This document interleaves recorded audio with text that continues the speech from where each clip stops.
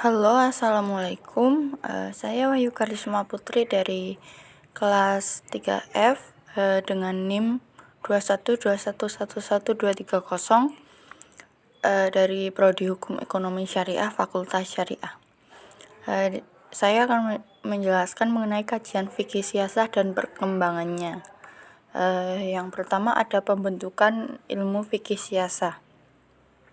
Yang pertama yang akan kita bahas yaitu mengenai fikih siasah. Fikih siasah sendiri terdiri dari dua kata dalam bahasa Arab, fikih dan siasah.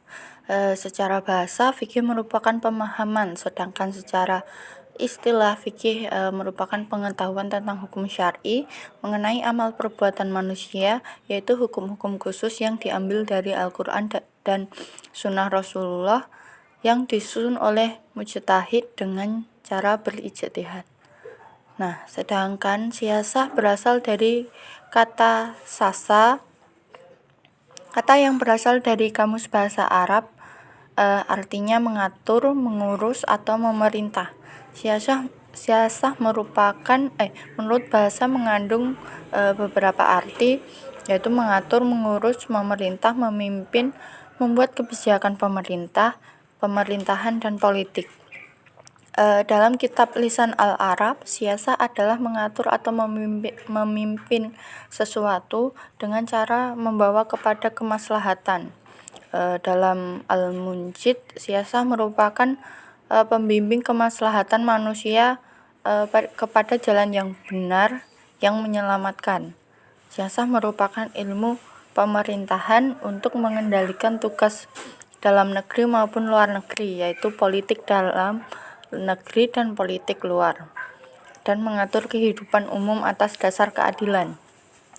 Dapat disimpulkan bahwa fikih siasah merupakan ilmu yang mempelajari hal ihwal, urusan imam dan negara dengan segala suatu bentuk hukum dan kebijakan pemegang kekuasaan yang bersejalan dengan ajaran syariat.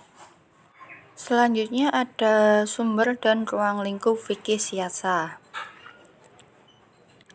Sumber-sumber fikih siasah yang pertama ada Al-Quran dan As-Sunnah. Yang kedua ada sumber tertulis selain Al-Quran dan As-Sunnah, yaitu mungkin dari riwayat-riwayat sahabat dan riwayat-riwayat hadis. Juga peninggalan yang ketiga ada peninggalan kaum muslim terdahulu seperti kebiasaan atau seperti ijtihad yang diputuskan pada masa lalu. Selanjutnya ada ruang lingkup kajian fikih siasah menurut Abdurrahman Taj, yang membagi ruang lingkup fikih siasah menjadi 7, antara lain siasah dusteriyah, yaitu konstitusi, yaitu berhubungan dengan undang-undang dasar yang menjelaskan bentuk pemerintahan, membatasi kekuasaan penguasa dan penyelenggaraan negara lainnya, dan meletakkan cara yang ditempuh dalam menerapkan serta menetapkan hal-hal dan lembaga. Yang kedua ada siasah tasyriyah, yaitu sesuatu yang berkaitan dengan undang-undang dan mengeluarkan peraturan-peraturan yang berhubungan dengan kemaslahatan masyarakat. Selanjutnya ada siasah qadaiyah, yaitu merupakan upaya lembaga dalam menerapkan peraturan perundang-undangan yang berlaku. Yang keempat ada siasah maliyah atau keuangan, yaitu siasah mengurusi keuangan negara.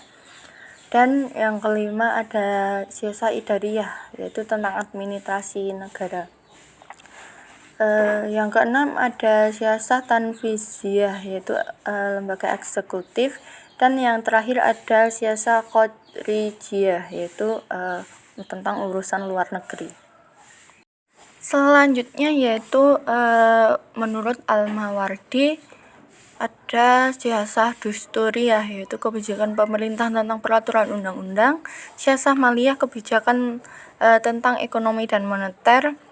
Dan qadaiyah, yaitu kebijakan tentang peradilan. Dan juga ada harbiyah, yaitu mengenai hukum perang. Dan idariyah, yaitu tentang administrasi negara. Ada juga menurut Ibnu Taimiyah, yaitu ada yang pertama yaitu peradilan, yang kedua administrasi negara, yang ketiga ada moneter, dan yang keempat ada hubungan internasional, yaitu hubungan antara negara dan dengan negara lain. Abdul Wahab Khalaf juga mengumpulkan tentang ruang lingkup fikih siasah, yaitu ada 3. Yang pertama ada Dusturiyah, yang kedua ada Khorijiyah, yaitu hubungan internasional, dan Al-Maliyah, yaitu tentang keuangan negara.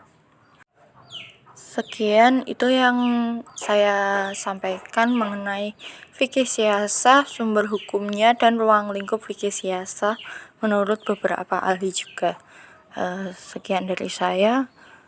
Bila ada salah kata mohon maaf, dan terima kasih. Wassalamualaikum warahmatullahi wabarakatuh.